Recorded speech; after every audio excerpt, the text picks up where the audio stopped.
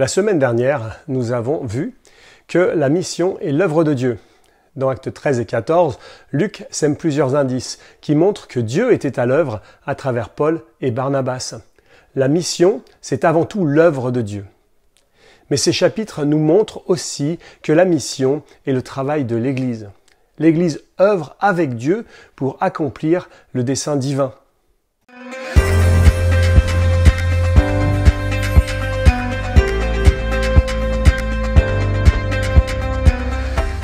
Les premiers versets d'Acte 13 nous ouvrent les portes de l'église d'Antioche. C'était une église multiculturelle, comme l'indique la liste des dirigeants de cette assemblée.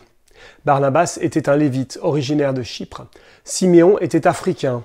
Son surnom évoquait la couleur de sa peau.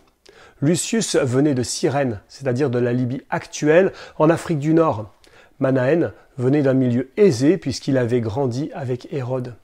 Et enfin, il y avait Paul, que nous n'avons pas besoin de présenter. Mais les chrétiens d'Antioche étaient surtout à l'écoute de Dieu. Au versets 2 et 3, nous lisons « Pendant qu'ils rendaient un culte au Seigneur et qu'ils jeûnaient, le Saint-Esprit dit « Mettez-moi à part Barnabas et Saul pour la tâche à laquelle je les ai appelés. » Alors, après avoir jeûné, prié et posé les mains sur eux, ils les laissèrent partir. Il est fort probable que toute l'Église était réunie pour le culte et jeûnait le jour où le Saint-Esprit a fait connaître sa volonté au sujet de Paul et Barnabas. En se privant de nourriture, les croyants montraient leur dépendance envers Dieu et leur désir de se mettre à son écoute. On ignore comment le Saint-Esprit a communiqué sa volonté à l'Église. Mais une chose est certaine, elle a compris le message. Elle a obéi au Saint-Esprit et envoyé Paul et Barnabas accomplir la tâche à laquelle il les avait appelés.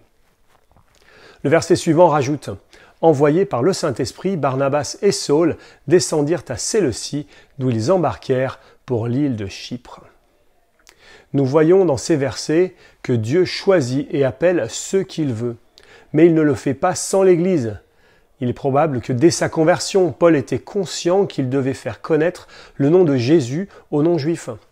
Mais il n'a pas pris l'initiative de lui-même de partir en mission. Il a attendu la confirmation de l'Église. De nos jours, il y a beaucoup de soi-disant missionnaires autoproclamés. On les trouve dans les rues ou sur les réseaux sociaux. Ils n'ont aucune attache dans une église locale. Personne ne les a envoyés, ils ne rendent des comptes à personne. Vous en avez sans doute croisé un jour.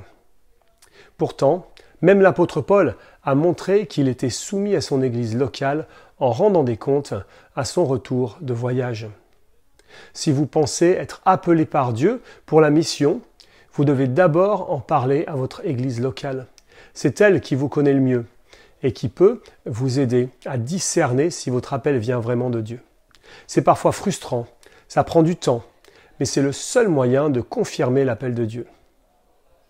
Quant aux églises locales, elles doivent être attentives aux dons des uns et des autres pour former et encourager ceux que Dieu a appelés. La mission est l'œuvre de Dieu, mais Dieu n'agit pas sans l'Église locale.